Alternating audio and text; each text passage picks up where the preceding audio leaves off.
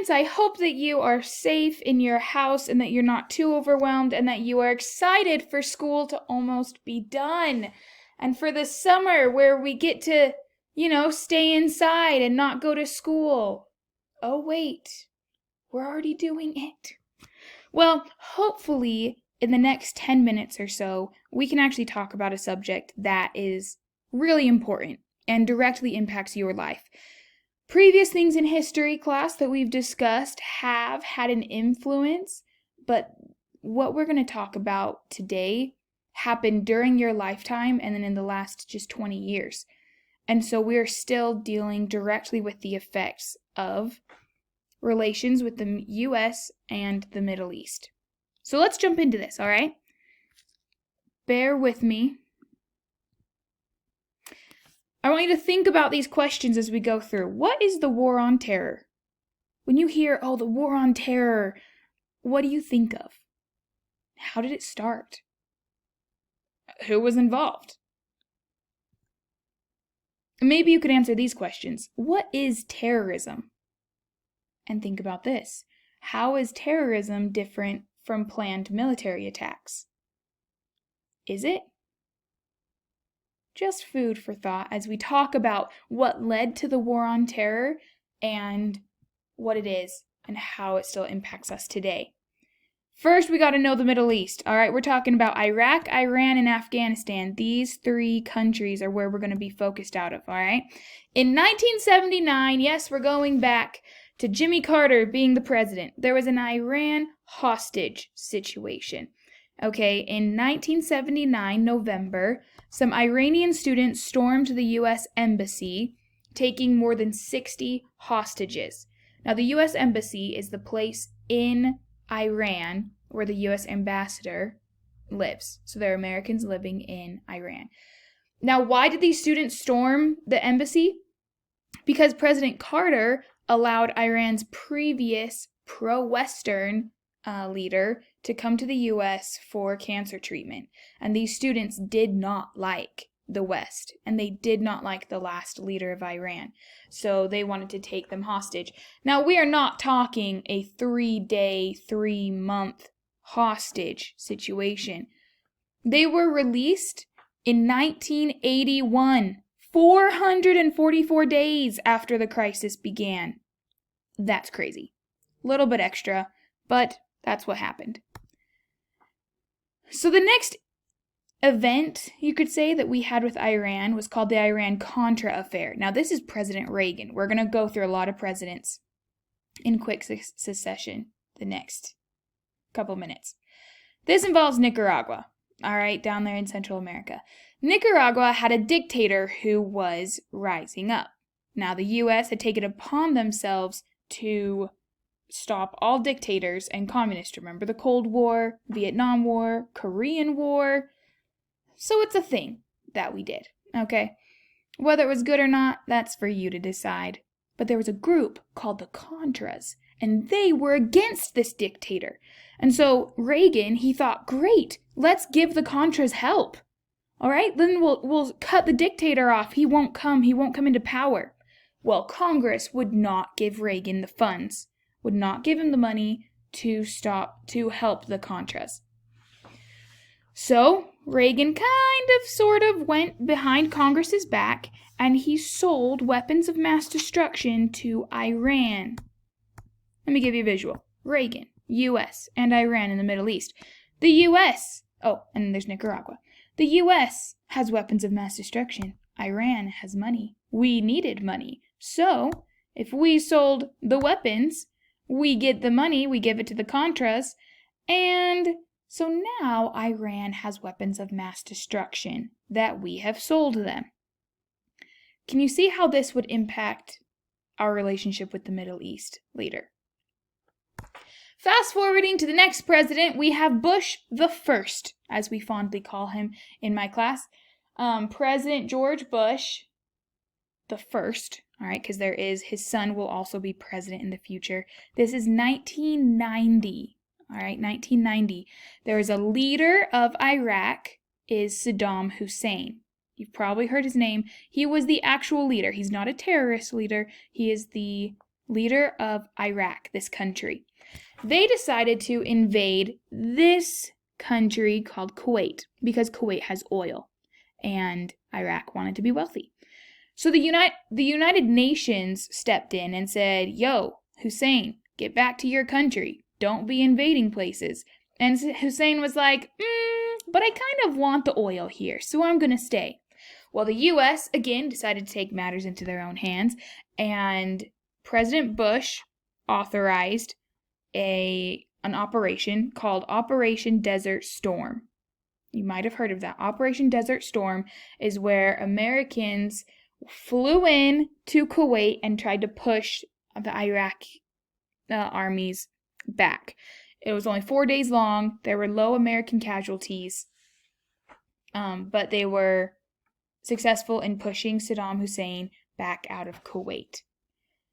So we don't have the greatest relationship now with Iraq because we just took their money away from them. Well, when Bill Clinton was president, he's the next president after Bush the first, we have the first kind of step in this war on terror. The World Trade Center was bombed in 1993. So 2001 is not the first time the World Trade Center had been bombed. 1993. This did not have as many casualties as 9/11, even though it was still a terrifying, and it seemed like kind of a freak experience that happened. Who did attack the World Trade Center? Now we're getting into people that you might have heard of. All right? In Afghanistan, there was this guy called Osama bin Laden. All right? Osama bin Laden. He is the leader of a terrorist group called Al-Qaeda. Now, Al-Qaeda does not like the West, particularly the United States. Look, Al-Qaeda has an A, Afghanistan has an A. Think about that. Al-Qaeda is out of Afghanistan. Their leader is Osama bin Laden. They are protected by a political party called the Taliban. So imagine the Republican or Democratic Party in the U.S. protecting a small group. So you can't really attack this small group because they have people in power looking after them. That's kind of how it was for the Taliban and Al-Qaeda. The Taliban was an established political party in Afghanistan, and they protected Al-Qaeda, this group who was led by Osama bin Laden. Okay, are we making these connections now? They're the ones who bombed the World Trade Center in 1993. Al-Qaeda was also found to be behind the planes attacking the Twin Towers on 9/11. Now, please remember that 9/11 stands for September 11th, 2001. I had a student one time who turned in a paper about 9/11 saying that it happened on September 9th, 2011. It did not, okay? It was September 11th, 2001. Thank you for listening to that rant. This was previously the New York City skyline. It was iconic. It was in movies. Everyone knew it. It's still iconic, but you can see something is missing. After 9/11, there was a definite hole in the skyline. Now they've built the Freedom Tower, is what it's called, where 9/11 is stood. If you ever have the chance to go to New York City, please go down to Ground Zero, is what they call it. Go down and see the Freedom Tower, see where the Twin Towers stood. It's a really cool, really interesting experience.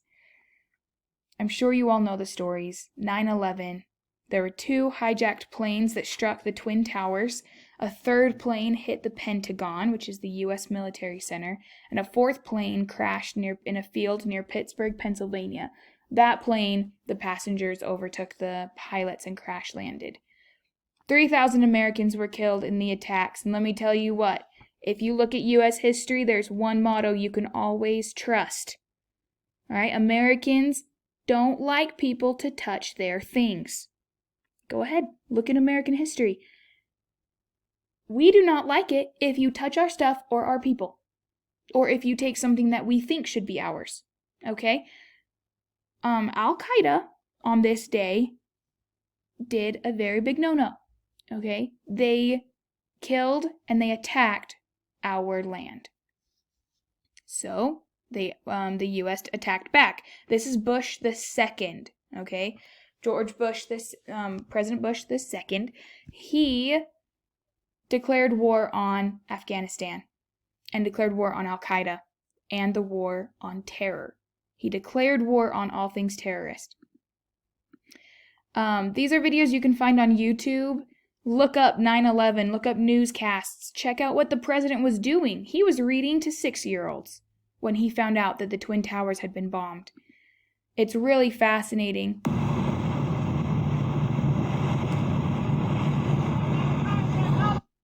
If you can see this is when the second tower came down. I just want you to watch for a little bit. It's almost like a scene from a movie. Or scene from Avengers or something. New York has so many skyscrapers, they just funneled all of the cloud of dust and debris.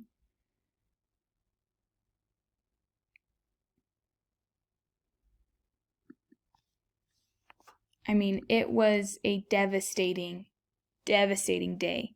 And it filled the U.S. with a lot of fear and confusion. And I think that you can actually appreciate those feelings. Because imagine when COVID-19 first struck in the U.S. School was canceled, businesses were closed. The death count in New York is in the thousands. Think about the fear or the unknown. Just we don't know what's going to happen tomorrow, right? We don't know what's going to go on. That's just a small portion of how people felt after this. So Bush declared war on terror, declared war on Afghanistan. Then he switched his focus to Iraq. Why? There's actually a conspiracy theory behind this. People think that the U.S. said, we should attack Iraq to stop their use of weapons of mass destruction. The UN said, wait, we don't actually know if they have weapons of mass destruction, so we can't just go storming in there, guns blazing. And the US said, no, we're not going to wait. We're just going to attack. So that's how we get this whole war on terror, where the US is fighting against these groups or anyone who is spreading terror.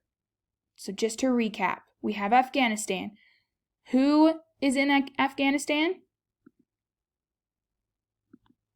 Osama bin Laden, right? Osama bin Laden is in Afghanistan. He's the leader of a group called Al-Qaeda, who is protected by a political party in Afghanistan called the Taliban. In Iraq, we have the leader of Iraq named Saddam Hussein. Now, we found out Saddam Hussein died in 2006, and Osama bin Laden died in 2011, May 2nd, 2011. What did we do afterwards, after these leaders were killed? Well, the U.S. left troops. They left soldiers in Afghanistan and Iraq to establish a democracy. They wanted to help the government so that a dictator would not rise, because we don't want that, right? They left troops there, so when you hear about pulling troops out of the Middle East, or if you hear things about, the war in Afghanistan, there's not a war currently waging really hot, but we do have troops there in these countries that if people don't like the Americans being there, then they attack, right? And so we have skirmishes that you'll hear about in Afghanistan and Iraq sometimes. But I want to leave you with this question. We left troops there to help them establish a democracy. But can democracy be imposed on another country?